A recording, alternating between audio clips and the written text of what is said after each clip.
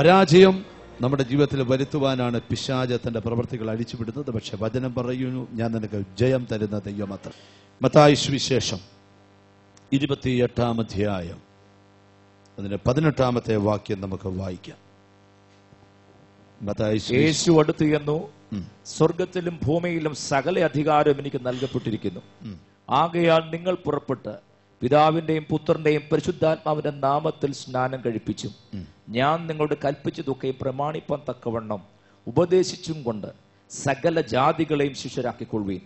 ഞാനോ ലോകാവസാനത്തോളം എല്ലാ നാളും നിങ്ങളോട് കൂടെയുണ്ട് എന്നരുളി ചെയ്തു.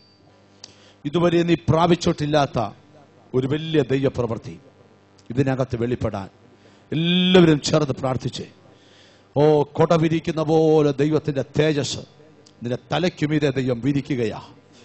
നീ ഈ സ്ഥലത്ത് സ്തോത്രം ചെയ്തുകൊണ്ടിരിക്കുമ്പോൾ എവിടെല്ലാം നീ ഒരു വിടുതൽ ദൈവത്തോട് ചോദിക്കുന്നുണ്ടോ അവിടെയെല്ലാം വചനം ഒരു ശരയമ്പായി കടന്നു ചെല്ലും. വേദപുസ്തകത്തിൽ യേശുക്രിസ്തുവിന്റെ ഉയർത്തെഴുന്നേൽപ്പ്, സ്വർഗാരോഹണം, അതിന് തൊട്ടു മുന്നോടിയായി യേശു പറയുന്നൊരു വാക്കാ, സ്വർഗത്തിലും ഭൂമിയിലും സകല അധികാരവും എനിക്ക് നൽകപ്പെട്ടിരിക്കുന്നു. അങ്ങനെയാണ് നാം പ്രസംഗിക്കുന്ന ക്രിസ്തു അധികാരപൂർണനാണ്. വേദപുസ്തകം പഠിച്ചാൽ 4 കാലഘട്ടങ്ങളിൽ ഈ അധികാരം ചലിച്ചിട്ടുണ്ട്. 1 പഴയ നിയമത്തിന്റെ കാലം, 2 പുതിയ നിയമത്തിന്റെ മധ്യസ്ഥനായ യേശുവിന്റെ കാലം, 3 അപ്പോസ്തലന്മാരുടെ കാലം, 4 നമ്മുടെ കാലം. ഈ 4 കാലഘട്ടത്തിലും ദൈവത്തിന്റെ അധികാരം ചലിച്ചിട്ടുണ്ട്. ഇന്ന് പകലും ദൈവത്തിന്റെ അധികാരം ഇവിടെ ചലിക്കുക തന്നെ ചെയ്യും. ശുശ്രൂഷ തുടങ്ങുന്ന സമയത്തെ ഞാൻ ഓർപ്പിക്കുക, പ്രതീക്ഷയോടിരിക്കണം. ഒരു അധികാരത്തിന്റെ കൈമാറ്റം കർത്താവ് ഇന്ന് പകൽ നിനക്ക് തരും. ഒരു ശുശ്രൂഷ കൊതിക്കുന്നവർ പ്രാർത്ഥിച്ചുകൊണ്ടിരിക്കണം. ഒരു വിജയം കൊതിക്കുന്നവർ പ്രതീക്ഷിച്ചുകൊണ്ടിരിക്കണം. ഒരു അധികാരത്തിന്റെ കൈമാറ്റം തന്നെ ദൈവാത്മാവ് ഇതിനകത്തു നിന്നെ പുറത്തു വിടത്തുള്ളൂ. എന്തോ കർത്താവ് ഇതിനകത്ത് ഇന്ന് പകൽ ചെയ്യാൻ പോകുകയാ. ഇതുവരെ നീ പ്രാപിക്കാത്ത ഒരു അധികാരത്തിന്റെ പകർച്ച എന്റെ യേശു ചെയ്യാൻ പോകുകയാന്ന് ഉറപ്പുള്ളവർക്കായി ഞാൻ കർത്താവിനെ വാഴ്ത്തുകയാ. ഉറപ്പുള്ളവർ ദൈവത്തിന് സ്തോത്രം ചെയ്താട്ട്. വിട്ടുമാറാത്ത പ്രതിസന്ധി നിന്റെ ജീവിതത്തിലുണ്ടെങ്കിൽ, ഒഴിയാത്ത ബാധകൾ നിന്റെ കുടുംബത്തിലുണ്ടെങ്കിൽ, എത്ര പ്രാർത്ഥിച്ചിട്ടും ജയിക്കാൻ കഴിയാത്തൊരു ജീവിതമാണ് നിനക്കുള്ളതെങ്കിൽ, സ്തോത്രം, ഒരു കാര്യം തിരിച്ചറിയ, നിന്നെ കൊണ്ട് കഴിയാത്തതൊന്ന് എന്റെ യേശുവിന്റെ അധികാരം ഇതിനകത്ത് ചെയ്യാൻ പോകുകയാ. വർഷങ്ങൾ കൊണ്ട് ബാധിച്ചു കിടക്കുന്ന പലതും ഈ അധികാരത്തിന് മുമ്പിൽ കർത്താവ് വഴിമാറ്റാൻ പോകുകയാ. നീ ഇതിനകത്ത് സ്തോത്രം ചെയ്യുമ്പോൾ അധികാരം നിന്റെ വീടിനകത്ത് ചലിച്ചു തുടങ്ങും. അധികാരം നിന്റെ സന്തതിമേൽ ചലിച്ചു തുടങ്ങും. അധികാരം നിന്റെ ബിസിനസ്സിൽ ചലിച്ചു തുടങ്ങും. അധികാരം നിന്റെ ഫാമിലി ലൈഫിൽ ചലിച്ചു തുടങ്ങും. അത് നെയിം ഓഫ് ജീസസ്. റാംഥോനാദിൽ ഖബാസിയ. ഇപ്പോൾ തന്നെ അധികാരം ഇവിടെ റിലീസായി കഴിയുകയാ.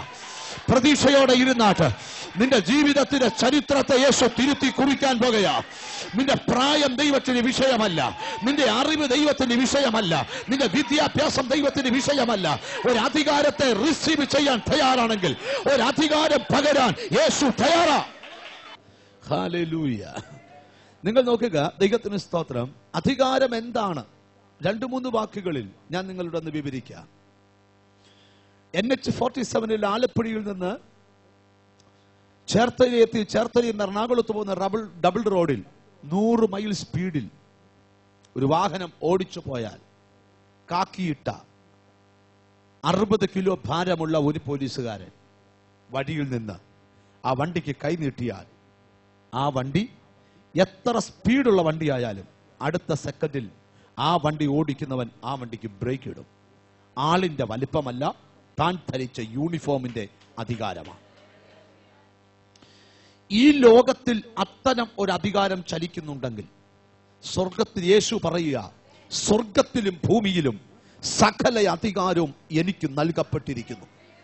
ഒരു ദൈവവൈദ്യനെ സംബന്ധിച്ച് പിശാച് അവന്റെ വീട്ടിൽ വിളയാടാതിരിക്കണമെങ്കിൽ അവന്റെ കുടുംബത്തിൽ ഒരു ദൈവിക അധികാരം ചലിക്കേണ്ടത് വളരെ അത്യാവശ്യമാണ്. ഈ അധികാരം എന്ന വിഷയത്തെക്കുറിച്ച് ഇന്ന് പകൽ ചിന്തിക്കുന്നത്, ഒരു അധികാരത്തിന്റെ കൈമാറ്റം ഇതിനകത്ത് കർത്താവ് നടത്താൻ പോകുകയാണ്. ഇതിനകത്തുനിന്ന് കർത്താവ് പറയുന്നു, ശുശ്രൂഷയ്ക്ക് ചിലതിനെ എന്റെ ദൈവം എഴുന്നേൽപ്പിക്കാൻ പോവുക. നീ കൈവച്ച് പ്രാർത്ഥിക്കുമ്പം രോഗി സൗഖ്യമാകുന്ന ഓർത്തോണം, അതൊരു അധികാരത്തിന്റെ പകർച്ചയാ. ടിവിയുടെ സ്ക്രീനുകളിൽ ഞാൻ കണ്ടിട്ടുണ്ട്, വീൽ ചെയറുകളിൽ കൊണ്ടിരുത്തിയ പാരലൈസ് പേഷ്യന്റ്, അര തൊട്ട് താപ്പൊട്ട് തളർന്നു പോയയാൾ. മെഡിക്കൽ സയൻസിൽ ഇതിന് മരുന്നില്ല. ഡോക്ടറോട് ചോദിച്ചാൽ ഡോക്ടേഴ്സ് പറയും, ഇവന്റെ കാല് ശരിയാകണമെങ്കിൽ 50 ഓപ്പറേഷൻ വേണം, 50 ഓപ്പറേഷൻ ചെയ്യണമെങ്കിൽ 50 ലക്ഷം രൂപ വേണം. അത് മാത്രം പോലെ നീണ്ട ദിവസങ്ങൾ ബെഡ് റെസ്റ്റ് കിടക്കണം. പക്ഷേ അധികാരമുള്ള ഒരുവൻ അവന്റെ തലയിൽ കൈവച്ചാൽ 50 ഓപ്പറേഷൻ 50 സെക്കൻഡ് കൊണ്ട് നടക്കും. അത് മാനുഷിക അധികാരമല്ല, അത് ദൈവിക അധികാരമാണ്. ഒരു കാര്യം എനിക്കുറപ്പാ, ഒരു അധികാരത്തിന്റെ കൈമാറ്റം കർത്താവ് ഇതിനകത്ത് തരും. ഇന്നലെ വരെ നിന്റെ കുടുംബത്തെ മുടിച്ചു കളഞ്ഞ പൈശാചികത്വത്തോട് തിരിച്ചു സ്തോത്രം ചെയ്യാൻ നിന്റെ നാവിനൊരു അധികാരം ദൈവം തരികയാ. ഗർജിച്ചു വരുന്ന ദുർമൂർത്തികളെ പിടിച്ചു കെട്ടുവാൻ തക്ക ഒരു അധികാരത്തിന്റെ പകർച്ച ഒരുക്കമുള്ളവരുടെ മേൽ. ശ്രദ്ധിക്കണമേ, ഞാൻ എന്റെ വിടുതലിന് വേണ്ടി പ്രാർത്ഥിച്ചാൽ ഒക്കത്തില്ല. ദൈവത്തിന് സ്തോത്രം. ഞാൻ മറ്റൊരാളുടെ വിടുതലിന് വേണ്ടി പ്രാർത്ഥിക്കണം. ആമേൻ, ആമേൻ, ആമേൻ, ആമേൻ. നിങ്ങൾക്ക് താല്പര്യമുള്ള മറ്റൊരാളുടെ വിടുതലിന് വേണ്ടി പ്രാർത്ഥിക്കുവാൻ? നിന്റെ വീടിന്റെ അടുക്കൽ മുടിഞ്ഞു കിടക്കുന്ന ഒരു വീടുണ്ടെങ്കിൽ, ഒരു അധികാരം നിന്റെ മേൽ വെളിപ്പെട്ടാൽ നീ മറ്റൊന്നും പറയണ്ട, ആ വീട്ടിലൊരു ഗസ്റ്റായി കാലുകുത്തിയാ മതി, അധികാരം അവിടെ റിലീസാകുന്നത് നിനക്ക് കാണാം. ഞാനിവിടെ നിന്നോട് വെളിപ്പാടിനോട് കാഴ്ച പറയാം. ആരുടെ മേലൊക്കെയോ അഭിഷേകത്തിന്റെ പുതപ്പ് ഇന്ന് പകൽ വീഴുകയാ. നിന്റെ മിനിസ്ട്രി മാറാൻ പോകുകയാ, നിന്റെ ശുശ്രൂഷ മാറാൻ പോകുകയാ. യേശു അത് ചെയ്യാൻ പോകുകയാ. ഇതുവരെ നിന്റെ ലൈഫിൽ വെളിപ്പെട്ടിട്ടില്ലാത്ത ഒരു മിനിസ്ട്രി. ഓ രാംധോ പരിശുദ്ധാത്മാവ് പറയുന്നു, അത് പ്രാപിച്ചു തുടങ്ങുന്നവർക്ക് ഞാൻ ദൈവത്തെ വാഴ്ത്തുകയാ. ഹല്ലേലൂയ. ഒരു നല്ല ഹല്ലേലൂയ പറഞ്ഞാട്ട്. നിന്റെ ജീവിതത്തിൽ നിനക്കൊരു മാറ്റം വേണമെന്ന് നീ ആഗ്രഹിക്കുന്നുണ്ടെങ്കിൽ അതൊരിക്കലും നിന്റെ കഴിവ് കൊണ്ട് കഴിയത്തില്ല, നിന്റെ വിദ്യാഭ്യാസം കൊണ്ട് കഴിയത്തില്ല, നിന്റെ കുടുംബ മഹിമ കൊണ്ട് കഴിയത്തില്ല. മറിച്ച് ഒരു അധികാരം നിന്റെ ലൈഫിൽ ചലിക്കാൻ തുടങ്ങിയാൽ വഴിമാറത്തില്ലെന്ന് പറഞ്ഞ പലതും വഴിമാറും. മാർഗമധ്യം നിൽക്കുന്ന തടസ്സങ്ങൾ വഴിമാറും. എന്തിനാ ഈ അധികാരം? സത്യം പറയാം, അധികാരം എന്തിനാ? വേദപുസ്തക ഭാഷ പറയാം, നീ ഈ ലെവലിൽ ജീവിക്കേണ്ട വ്യക്തിയല്ല. നിനക്ക് ദൈവം വെച്ചേക്കുന്നത് വേറൊന്നാ. വിശ്വസിക്കുന്നവർ മാത്രം ആമീൻ പറ. പക്ഷെ പിശാച് പന്ത് തട്ടി കളിക്കുന്ന പോലെ നിന്റെ തട്ടിക്കളിക്കുക. പക്ഷെ ദൈവം പറയാ, അതിന് ഇന്നൊരു അറുതി വരണം. അറുതി വരണമെങ്കിൽ നിന്റെ കഴിവ് കൊണ്ട് കറയത്തില്ല. ദൈവത്തിന്റെ അധികാരം ഈ ഓഡിറ്റോറിയത്തിൽ ചലിക്കണം. നിശ്ചയമായും അധികാരം ഇവിടെ ചലിക്കും. നീ പ്രാർത്ഥിക്കുമ്പോൾ മുഴകൾ അപ്രത്യക്ഷമാകത്തക്കവണ്ണം, നീ പ്രാർത്ഥിക്കുമ്പോൾ ക്യാൻസറുകൾ മാറത്തക്കവണ്ണം, നീ പ്രാർത്ഥിക്കുമ്പോൾ പാരലൈസ് ആയവർ സൗഖ്യമാകത്തക്കവണ്ണം, നീ പ്രാർത്ഥിക്കുമ്പോൾ അത്ഭുതങ്ങൾ നടക്കത്തക്കവണ്ണം യേശുവിന്റെ കരം. ഒരു ചോദ്യം, എത്ര പേർക്ക് താല്പര്യമുണ്ട് മറ്റൊരാൾക്ക് വേണ്ടി പ്രാർത്ഥിക്കാൻ? ഞാൻ തയ്യാറാണ്. ആ കൈകൾ വീശി ഒരു ഹല്ലേലൂയ പറ. നമുക്ക് സ്വാർത്ഥത പാടില്ല. ബ്രദറെ, മീറ്റിംഗിൽ ഞാൻ വന്നത് ഞാൻ എങ്ങനെയും ഒന്ന് വിടിവിക്കപ്പെടാൻ. നോ, നീ വിടിവിക്കപ്പെട്ട് കഴിഞ്ഞു. നിന്നിലൂടെ മറ്റൊരാൾ വിടിവിക്കപ്പെടാൻ പോകുകയാ. അടുത്ത ആഴ്ച നീ വരുമ്പോൾ മറ്റൊരുത്തനെ കൂടെ വിടുവിച്ചോണ്ട് യോഗത്തിന് വരണം. എന്താ കാര്യം? ഒരാത്മാവിനെ നീ രക്ഷിച്ചാൽ സ്വർഗത്തിൽ നിന്റെ പ്രതിഫലം വലുതാ. ഹല്ലേലൂയ. നിങ്ങൾ ശ്രദ്ധിച്ചിട്ടുണ്ട്, ചില സഹോദരങ്ങള്, ബ്രദറെ യോഗത്തിന് വാ ബ്രദറെ, വണ്ടി കൊണ്ട് വരാം ബ്രദറെ, പെട്രോൾ ഞാൻ അടിച്ചോളാം ബ്രദറെ, കേറി ഇരുന്നാ മതി ബ്രദറെ, തിരിച്ചു കൊണ്ട് വിടാം ബ്രദറെ. എന്തിനാ? അദ്ദേഹത്തിന് കാര്യസാധ്യത്തിനില്ല. സ്വർഗത്തിൽ ചെല്ലുമ്പോ കിരീടത്തിൽ ഒരു മുത്ത് കിട്ടാനാ. ഹല്ലേലൂയ. ഈ ലോകത്തിലൊരു ജോലി ചെയ്താൽ പ്രതിഫലമുണ്ടെങ്കിൽ നിത്യരാജാവിന്റെ ജോലി ചെയ്താൽ അതിനും പ്രതിഫലമുണ്ട്. വിശ്വസിക്കുന്നവർ ചേർന്ന് രാമീ പറ. ജനക്ക് ഒരു ചിന്തയുണ്ട്, നല്ല സ്തോത്രാഴ്ച കൊടുത്ത ദൈവം പ്രസാദിക്കുന്നത് വെറുതെയാ.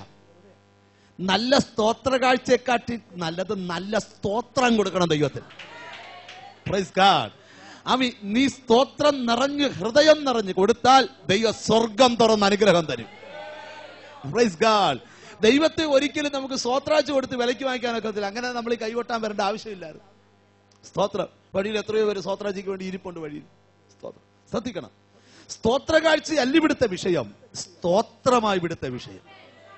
Praise God. ശ്രദ്ധിച്ചേ, ഒരു അധികാരത്തിന്റെ പകർച്ച കർത്താവ് ഇന്നു പകൽ നമ്മുടെ മധ്യത്തിൽ അയക്കും. വിശ്വസിക്കുന്നവർ ചേർന്ന് രാമയും പറ. യേശു പറയാ, സ്വർഗത്തിലും ഭൂമിയിലും സകല അധികാരവും എനിക്ക് നൽകപ്പെട്ടിരിക്കുന്നു. നിങ്ങൾക്കറിയാമോ, യേശു ക്രിസ്തുവിന്റെ ദൈവത്തിന് സ്തോത്രം കാൽവറി മരണം, യേശു മരിച്ചു കിടക്കുകയായി. ദൈവത്തിന് സ്തോത്രം ആകാശത്തിനും ഭൂമിക്കും നടുവിൽ 2 കള്ളന്മാരുടെ നടുവിൽ 33 തിരുവയസ്സിൽ 3 ആണികളിൽ യേശു മരിച്ചു കിടക്കുകയാണ്. നിങ്ങൾക്കറിയാമോ, ഹൂതന്മാർ അവനെ പിടിച്ച് അവന്റെ വസ്ത്രം ഊരി മാറ്റി അവനെ ഒരു ചുവന്ന അങ്കി ധരിപ്പിച്ചു. ദൈവത്തിന് സ്തോത്രം. എന്നിട്ട് അവനെ വില്ലുപോലെ വളച്ച് നിർത്തിയിട്ട് കുതിരയുടെ തുവലുണങ്ങി ചെറിയ നാരികളായി കീറി അതിന്റെ അറ്റത്തും മുൾക്കൊളുത്തുകളും ഈയക്കട്ടികളും വെച്ച് കെട്ടി അവർ യേശുവിന്റെ പുറത്ത് വാരി അടിച്ചു. തിരിച്ചു പിടിക്കുമ്പോൾ മാംസകഷ്ണം പറഞ്ഞു വരിക. ഒരു ബാല്യക്കാരൻ ആദ്യത്തെ ദൈവത്തിന് സ്തോത്രം ലെയർ പറഞ്ഞു വരുന്ന മാംസക്കട്ടം വേറൊരു ഡിഷിനകത്തോട്ട് പറക്കി ഇട്ടേച്ച് വീണ്ടും വാഞ്ഞടിക്കുക. ഇത് കണ്ട പ്രവാചകൻ വർഷങ്ങൾക്കും യെശയ്യാ പ്രവചിച്ചു, അവന്റെ പുറം ഉടവുചാല് പോലെ കീറിപ്പോയി. ശ്രദ്ധിക്കണം. റോമൻ നാണയ തുട്ടുകൾ ചേർത്ത് പിടിച്ചവന്റെ മുഖത്തെ രോമം പിച്ചിക്കീറി. അവർ അവന്റെ കന്നത്തടിച്ചു, ചാട്ടവാറ് കൊണ്ട് അടിച്ചു. നിന്നെ അടിച്ചവൻ ആരെന്ന് പ്രവചിക്കാന്ന് പറഞ്ഞു. അവൻ വായ തുറക്കാതെ ഊമനായിരുന്നു. 8 അടി പൊക്കമുള്ള 80 കിലോ ഭാരമുള്ള പച്ച പൈൻ മരക്കുരിശ് യേശുവിന്റെ തോളിൽ അവൻ എടുത്തു വെച്ചു. നിങ്ങൾക്കറിയാമോ, ആകാശത്തിനും ഭൂമിക്കും നടുവിൽ 2 കള്ളന്മാരുടെ നടുവിൽ 33 തിരുവയസ്സിൽ ചരിത്രത്തെ AD എന്നും BC എന്നും 2ആയി വിഭജിക്കാൻ ഒരു ചരിത്ര പുരുഷൻ കാൽവരി ക്രൂശിൽ തൂങ്ങി നിൽക്കുകയാ. നിന്റെ ജീവിതത്തിന്റെ ചരിത്രം തിരിയുന്നത് എവിടാ? കാൽവറിയുടെ ചുവട്ടിയുന്ന. നിന്റെ പരാജയം അവസാനിക്കുന്നത് എവിടാ? കാൽവറിയുടെ ചുവട്ടിയുന്ന. നിന്റെ തകർച്ചയ്ക്ക് അറുതി വരുന്നത് എവിടുന്ന? കാൽവറിയുടെ ചുവട്ടിയുന്ന. യേശുവിന്റെ കാൽവറി മരണം പറഞ്ഞിട്ട് രസകരമായൊരു കാര്യം പറയാം. 3 ആണികളിൽ യേശു തൂങ്ങിക്കിടക്കുക. നിങ്ങൾക്കറിയാമോ, പാറകൾ പിളർന്നു. യേശുവിന്റെ കാൽവറി മരണത്തിൽ പിളർക്കാത്ത ഒറ്റ പാറയും ഈ പ്രപഞ്ചത്തിലില്ല. ഇന്നലെ ഒരാൾ എന്നോട് പറഞ്ഞു, 300 ഏക്കർ പാറയൊരിടത്തുണ്ട്. 300 ഏക്കറിനകത്ത് 30,000 പിളർച്ചയുണ്ട്. പിളരാത്തൊരു പാറയില്ല. കാരണം ദൈവത്തിന് സ്തോത്രം, ആ പാറ അടിക്കപ്പെട്ടെന്ന ന്യായപ്രമാണ യുഗത്തിൽ പറയുന്നേ. പാറകൾ പിളർന്നു, കല്ലറകൾ തുറന്നു, സൂര്യൻ കണ്ണടച്ചു. സ്തോത്രം. യേശുവിനെ ക്രൂശിച്ച ആൾക്കാർ പറഞ്ഞു, സാക്ഷാൽ ഇവൻ ദൈവപുത്രൻ.